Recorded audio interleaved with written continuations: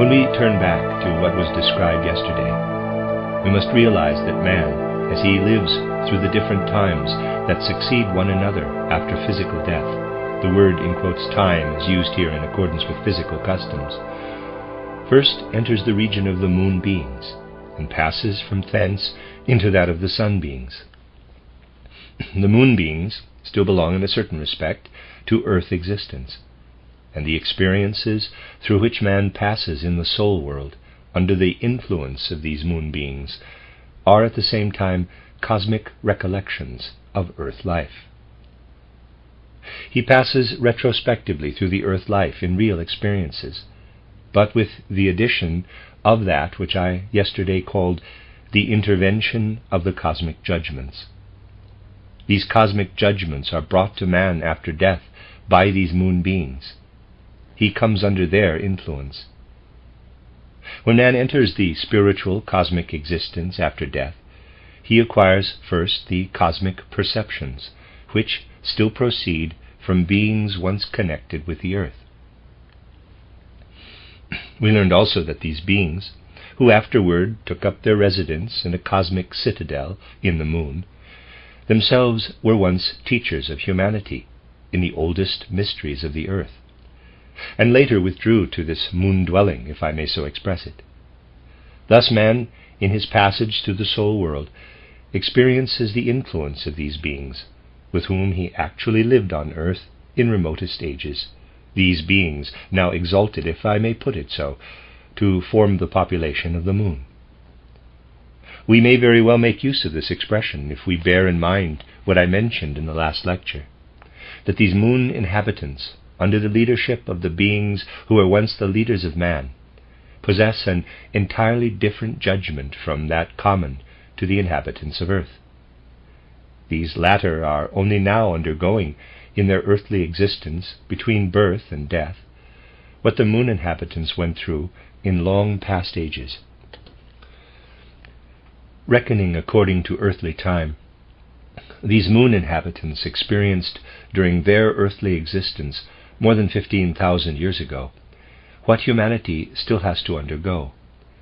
More than 15,000 years ago they acquired a power of judgment in which the naturalistic and moral aspects flowed harmoniously together. We, on earth today, keep in watertight compartments the natural scientific opinions we form about stones and animals. In judging of them, we withhold all moral judgments. We say nature alone obeys a moral necessity. The whole world, however, is not guided by moral necessity. Although the separate animals, plants, and especially minerals, considered in their several existences, should not be judged by applying a moral judgment to them, yet their creation, and the fact that they are in the world, is absolutely the result of cosmic moral judgments. The moon population possesses this moral judgment. When we have passed through the gates of death, we, together with these beings, must listen to what the cosmos says concerning that which we on earth have thought, desired, felt, willed, and done. The whole of our earthly life is, as it were, viewed in the light of cosmic judgment. We then learn how much value to the whole universe is that which we have accomplished on earth. As a result of these experiences, we develop the impulse to complete, correct, or put right in some way what we have done, either to promote or hinder the world's development. While we are under the influence of the moon inhabitants, we receive the impulses for our destiny in the earth lives to follow, for what Eastern wisdom has always called karma. The impulses of karma are received at the time when men stand under the influence of the moon inhabitants, who inform him of the value of his earth actions and earth thoughts for the whole cosmos. The spiritual beings of the higher world, who live in the environment of men, while they are under the influence of the moon inhabitants, are those I have summarized in my esoteric science as the beings of the first hierarchy, angeloi, archangeloi, and archkai. They are the first order of beings, into whose domain man enters, who have not, as a phase of their lives, to pass through an earthly incarnation. First hierarchy, angels, archangels, archai. These beings, on their part, stand in inner relation with the beings of the higher hierarchies. But while man, during his moon existence after death, is essentially in relation with the beings of this hierarchy, he hardly notices anything as yet of the hierarchies. The judgment of the angels as regards the value of the actions of individuals are of special importance. After his death, man learns from the angels the value of his own personal actions to the whole cosmos. From the archangels, he learns rather the value of his actions by reason of his speaking certain languages and belonging to a particular nation. These things are also involved in the impulses for his further destiny, his further karma. And from the archai, man learns what the value of the deeds he accomplishes at a particular epoch will be to the epoch into which he will have to descend again into earthly existence from spiritual heights. By means of all that a man can rightly acquire in the way of preparation for his extra-earthly existence, I hope you will take this remark quite seriously, through what he can absorb of the impulses thus given, and especially, as we shall see later, through his attitude to the great spiritual teachers of humanity, he can find the bridge leading from the sphere of the moon inhabitants to that of the sun inhabitants. Thus, in speaking of the worlds man enters between death and a new birth, we must refer to a moon population and a sun population. The former consists, as we have seen, of those beings who at one time had their dwelling place on the earth and were connected with the earth. The sun inhabitants were, however, also connected with the earth and took part in its affairs, but at a very much earlier epoch. When a man enters the region of the moon inhabitants, it is perfectly clear to him that he is there among beings with whom he once lived on the earth. When he enters the region of the sun inhabitants, he is overcome by a mighty cosmic recollection of an ancient primeval age. I have described this in title Esoteric Science from a different aspect. He is aware of something like a memory of a primeval time, when the sun was still one with the earth, and the sun inhabitants were still bound up with the earth. After death, when we grow into the spiritual cosmos, we grow into two spiritual cosmic countries, with the inhabitants of which we were once in relation on earth, when we ourselves were as yet quite different beings. When we pass through the experiences that fall to our lot between death and a new birth, we look back in great cosmic memories from the present epoch of humanity to the evolution of the earth in the universe. During man's life here on earth, he only goes through one part of his evolution, but between death and a new birth he travels through the entire collective cosmic evolution of the world.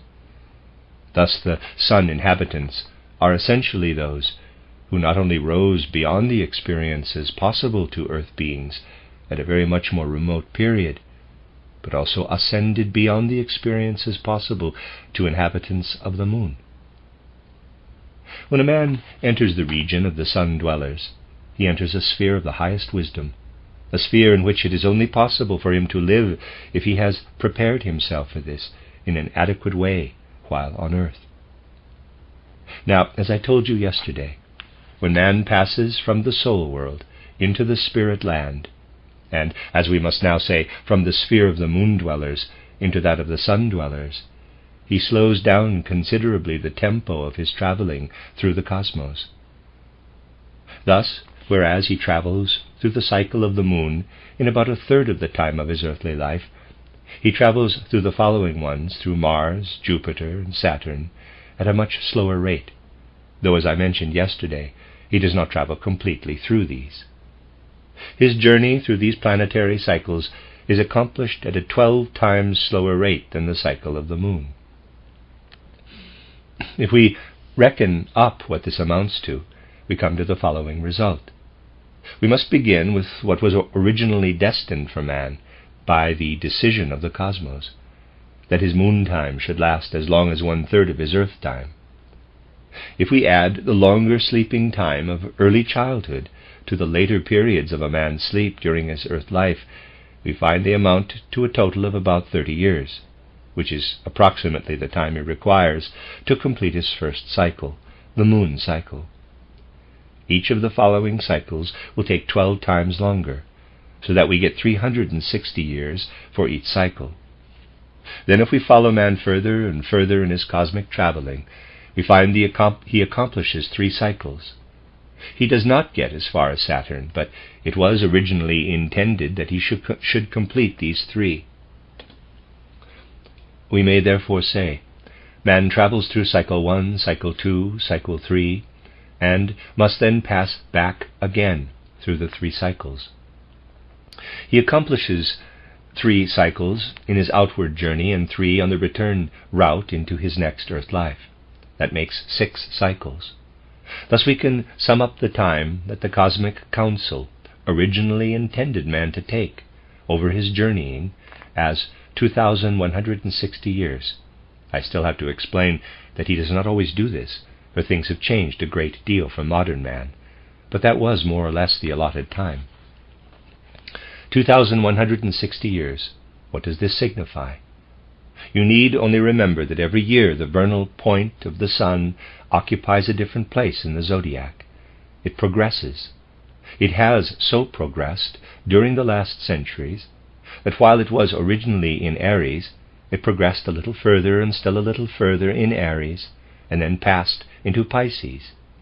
And in about 25,900 years, almost 26,000 years, the sun will have completed the whole cycle of the zodiac. Now, 2,160 years is 1/12 of this period. In 2,160 years, the sun has progressed from one zodiacal sign into the next. Thus it was originally intended that a man should return to the earth when the sun has progressed from one sign of the zodiac to the next. So you see, if we arrive at the number 2,160, reckoning by inner reasoning, and compare it with what I have stated in esoteric science from a quite different point of view, those who have read the book will recollect that I gave the time of the progression of the sun from one side of the zodiac to the next as the time originally intended for man to spend between death and rebirth. Comparing these 2 aspects, the one calculating the number as coming from without, and the other, which I have given today, as reckoned from the inner life of man, one arrives at exactly the same total. These are the things that man should begin to observe, that when one begins to form right judgments in spiritual science from one aspect, and then to form right judgments from an entirely different aspect, they will inwardly coincide. It is very easy for anyone judging spiritual science, according to the opinion of today, to say, quote, "On what is your spiritual science founded? Our modern science is based on observation, on experiments. It starts from that, and there we have solid ground." Close quote. A person talking like that about the things brought forward today might just as well say, quote, say, "When I stand as man on the earth, I stand on solid ground. A block of stone lies outside there, and it lies on solid ground. Everything on earth rests on solid ground. Your astronomers are simply visionaries, for they tell us that the earth floats freely in heavenly space. They ought to tell us that the earth itself rests like a rock on solid ground, if they wish to be logical." That is more or less the opinion of those who say of anthroposophy that it has no solid foundation. Of course, it would be ridiculous to say the earth ought to rest like a rock on solid ground, but they do not realize that it is just as ridiculous not to perceive that anything that has inner support, as the heavenly bodies have, cannot depend upon experiment or explanation. If people would only be logical in their opinions, they would soon see that the spiritual science here intended takes each step forward in the most exact way possible, and in each step takes fully into account the judgment it seeks to establish concerning the cosmos and cosmic beings. Thus, after his death, man enters a world in which he lives at first in the company of those souls who, like himself, have experienced an earth existence. and being disembodied on passing through the gates of death, find themselves translated into the spiritual world just described. Man makes his way into the sphere of the disembodied human beings, and with them continues in the spiritual world the intercourse he had when they all lived on earth. Now, as we have seen, man also enters a company of other spiritual beings, the community of the moon inhabitants, who were also at one time inhabitants of earth with him, and he subsequently ascends to the community of the sun inhabitants, who also once inhabited the earth with him, though in very much more remote ages. There he first finds himself in company with the beings composing the second hierarchy. In esoteric science I have designated these as exousiae, dynamis, and kuriatites. These are the beings with whom man must work, in order to be able, in his next earth life, to represent, to manifest, what he prepared in earlier earth lives as his destiny, his karma, which he has, in a manner of speaking, cosmically worked out. Second hierarchy, exousiae, called spirits of form, dynamis, called spirits of motion, kuriatites, called spirits of wisdom. When we have passed through the region of the moon dwellers, we are aware, not of course in our earthly thoughts, but in our cosmic ones, of what we have done, which, in the cosmic sense, was not right. We then know the value for the whole of cosmic evolution of what we did and thought and felt. But we cannot prepare a new earth existence if we only realize this with cosmic thoughts. In the moon sphere we can acquire the knowledge of what we must become in our next earth existence, but we cannot there prepare that existence. For that we must ascend to the sun sphere, where dwell the beings who have now nothing more to do with earth existence, but who attend to the affairs of the whole planetary system.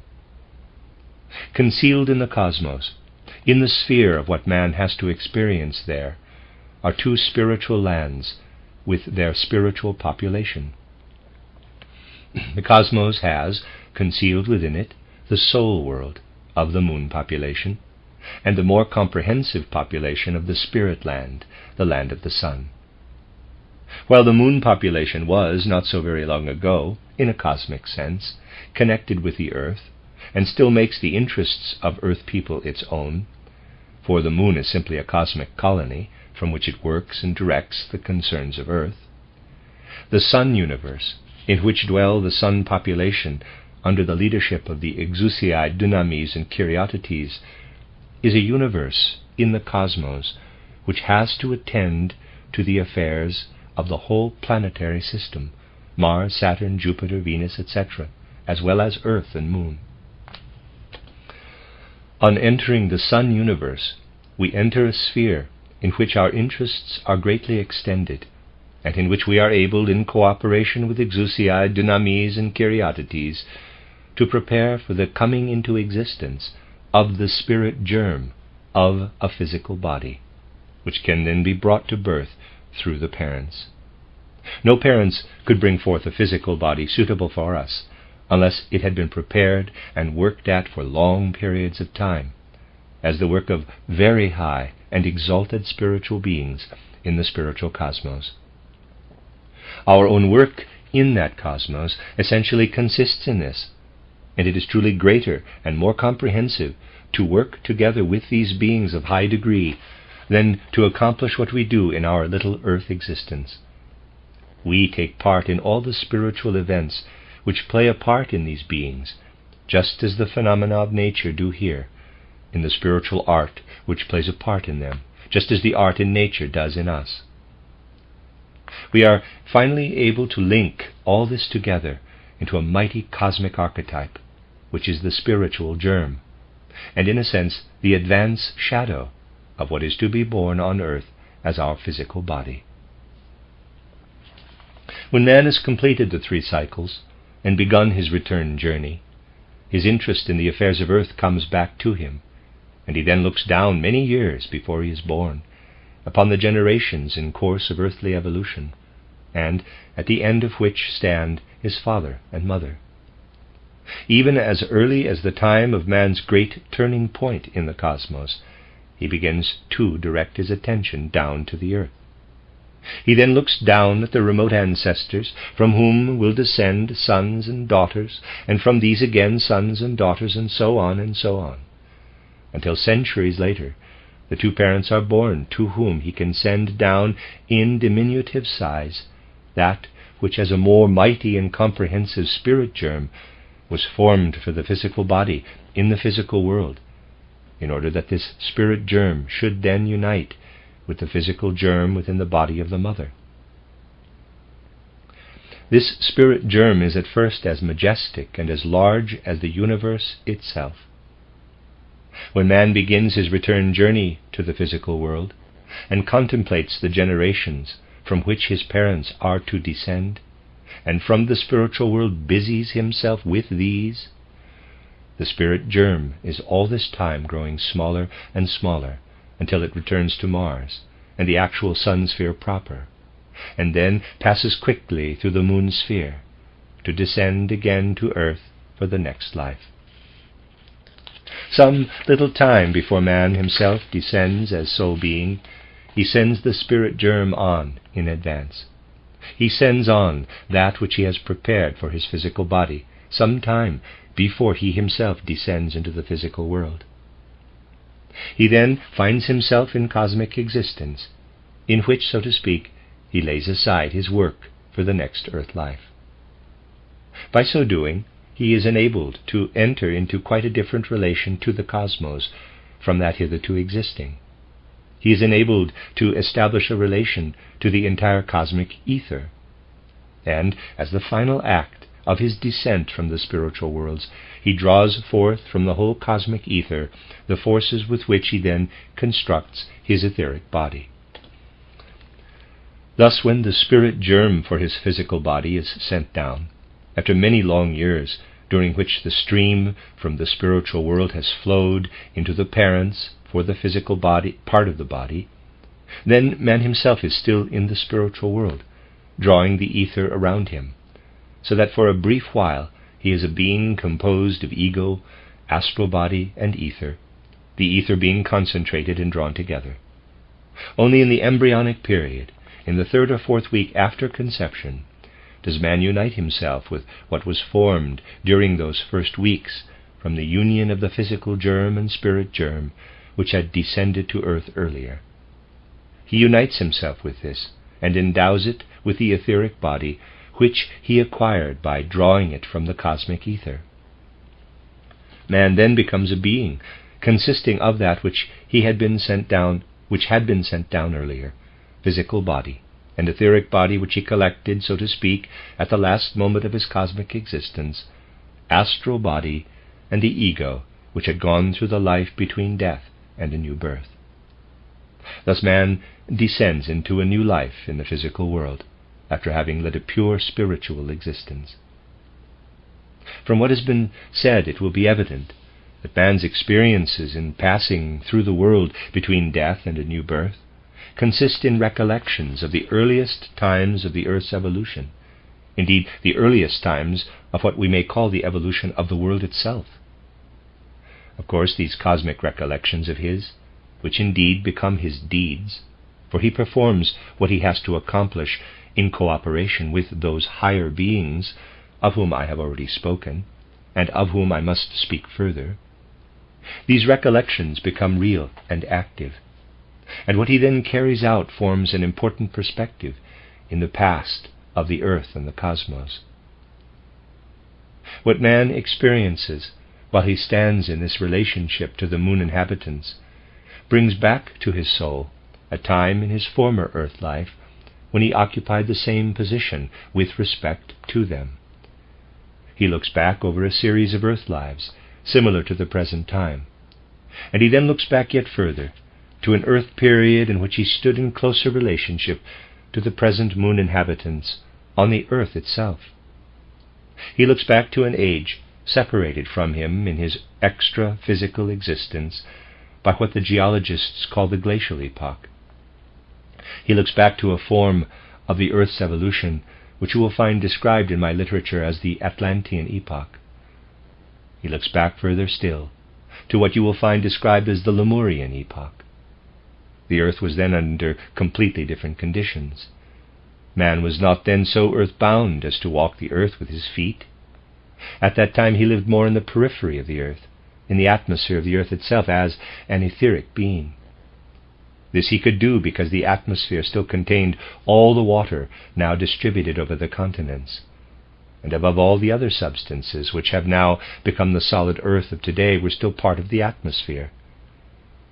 Man lived principally in the periphery, in the period which is called the Lemurian epoch. Here again the terminology used is not of much importance, but as the natural investigators call the oldest earth epoch by that name, we also may use it. Beyond this, again, man looks back to an epoch when he was still united with the sun beings themselves, before that time in cosmic evolution when the sun separated from the earth. He looks back to that time which in my book, Esoteric Science, I have described as the sun period of the earth, the second of the earth's stages of development. He only looks back at the recapitulation in the earth existence of that cosmic evolution, but to that he can look back. When man's knowledge is perfected by what he can experience between death and his next birth, his human knowledge becomes to some degree cosmic knowledge. What formerly was the evolution of the earth arises in connection with the results of the repeated stages of earth life, in the human deeds which he accomplishes in cooperation with higher beings. The earth's past, in its connection with the whole planetary system, sun, moon, and the planets pertaining to them, reappears in the deeds of man. And from what thus appears, man forms that part of his future which it is his business to form, his next earth life. At the same time, he is also interwoven with the whole future which is being prepared for the world, the Jupiter, Venus, and Vulcan existences into which the earth will pass. When we contemplate these things, we can understand how it is that a part of the cosmic evolution of the earth was in a sense accomplished in those old cosmic epochs. We look back to a time when the present moon population gave earth men their teachers, and then withdrew into the moon citadel of the cosmos with the first great teachers of mankind, with the last of those great teachers. Over and over again, however, human beings were born on earth whose whole karmic life made it possible for them to remain in inner connection with the experiences of the moon inhabitants. These beings, who in the course of the earth evolution were born over and over again, appeared as ambassadors of the great assembly within the moon population to those who peopled the earth in the first, second, and third post-Atlantean epochs of civilization, and evolved a higher civilization in the east. These ambassadors from the moon were called bodhisattvas. They were human beings on earth, but in them lived what was still directly spiritual, and which owed its presence on the earth to these great moon teachers. Times repeatedly occur in the universe when the moon inhabitants, being nearer to the sun inhabitants than are the people of earth, establish a very special inner relation to the former. Thus, indirectly, through the moon ambassadors, known in the East as the bodhisattvas, the sun wisdom could also be brought to the humanity on earth during the older Oriental civilizations. Then, however, because of the progress made in the evolution of earth, it became necessary that man should no more be nourished only by the beings of the moon. If it were always to happen that these moon messengers were to appear on earth, then its whole evolution would have had to follow a different course, one not predestined for it by cosmic wisdom. Hence the great and significant event which we designate as the mystery of Golgotha. While the moon ambassadors, in a sense, brought the sun wisdom to earth, it was the ruling sun being himself, he who is the leader of all the sun spirits, who descended to earth and went through the mystery of Golgotha and incarnated in the man Jesus. By reason of this, quite different conditions arose in earth evolution.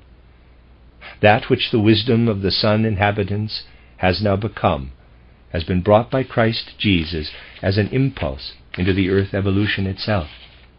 And the rest of Earth's evolution must run its course under the impulse of Christ Jesus.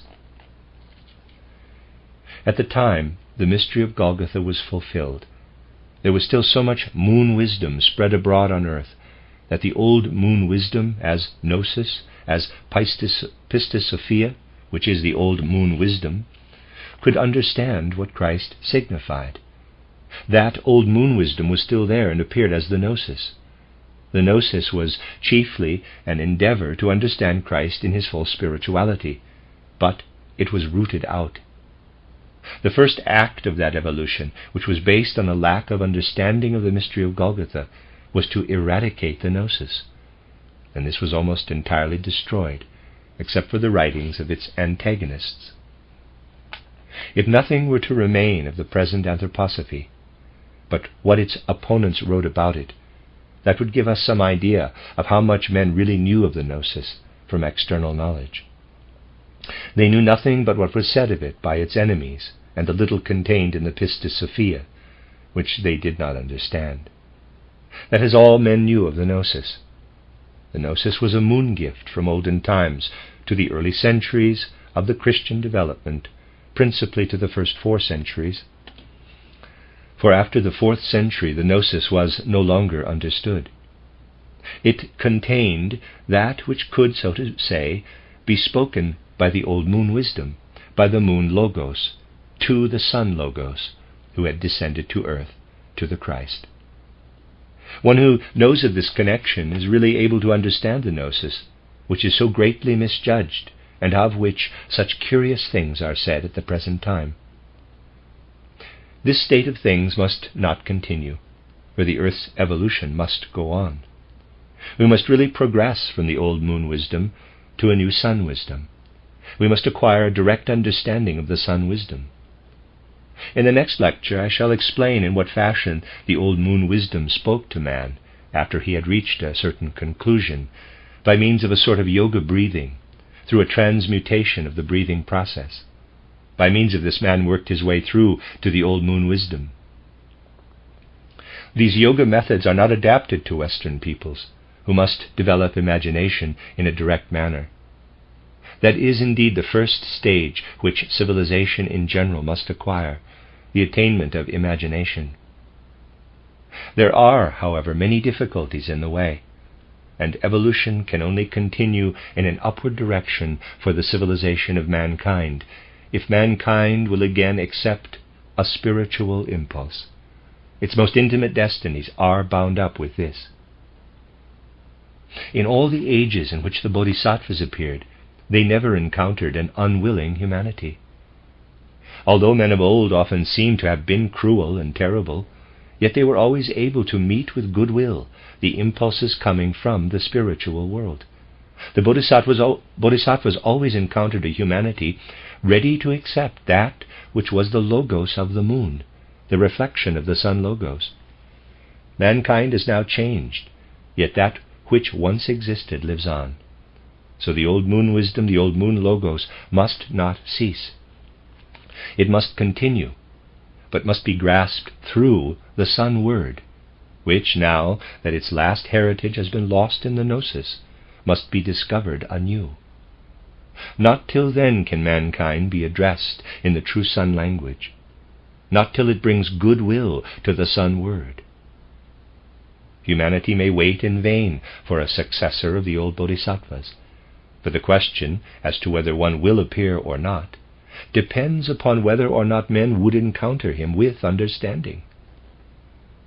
At the present time, mankind is sharply divided into an Eastern and a Western humanity. Anyone who does not look deeply enough into these circumstances often fails to form a right opinion as to this division, not realizing how the East awaits something from a new Bodhisattva in a way which the West can but dimly surmise. The present nationalistic struggling has not yet been sufficiently overshadowed by that common consciousness of humanity which must spread over the whole earth as a result of the Christ impulse. Mankind will not be able to find the ascent to this universal humanity, to this true Christian impulse, and will therefore not be able to understand what a possible bodhisattva has to say, until it once again develops within itself a sufficient degree of spiritual longing to enable it to form a bridge across the whole earth for an understanding between the East and the West. I have thus touched upon a subject which shall be continued tomorrow, and which must make essentially clear the fact that men are not compelled to wait for the bodhisattva. Rather must the bodhisattva wait for the necessary understanding on the part of mankind before he can speak to them in his own language, for man has entered the epoch of free will. More will be said on this very point of man having entered an epoch of free will, in connection with the subject just touched upon, which will be continued tomorrow. All that man will have to go through in order really to find the way to the innermost impulse coming from the spiritual world is bound up with various systems of civilizations and symptoms of apparent insignificance. Forgive me for connecting the great things of which we have just been speaking with small things, but small things can be symptoms of great ones. Some days ago I said here that in this particular region, where the imaginations stand so firmly in the spirit, we have the disturbing influence of the motor car. I have nothing to say against motor cars, for, as I have already mentioned, anthroposophy cannot speak in a reactionary sense. I myself am passionately fond of driving in a car when necessary. One must not wish to arrest the world's development, but must balance what comes from the one side by something else from the other. And it is therefore quite right to drive in motor cars. But to balance the motor traveling and everything connected with it, we must possess heart's yearning for the spiritual world. If that be so, no matter what other things of like kind may come along, man will be able to progress further of his own power and with the free will which must come, and which will then lead us again to the bodhisattva. Mankind will defend itself against those things of a mechanical nature which are placed in the world at its surface. We may say that man will know how to defend himself against everything of a mechanical nature, such as cars and typewriters, etc. With the gramophone it is a different thing. Forgive my concluding this lecture with what may seem to be so trivial a subject, but with the gramophone man is trying to bring the mechanical into the realm of art. If mankind develops a passionate preference for such things, so that what descends into the world as the reflection of the spiritual is made mechanical, if mankind develops enthusiasm for such things as that, it will then be able to defend itself no longer. There will be no help to be found. Help can then only come from the gods. The gods are merciful, and we today may hope that as regards the progress of the civilization of humanity, the merciful gods will themselves help it to overcome such aberrations as are expressed in the gramophone.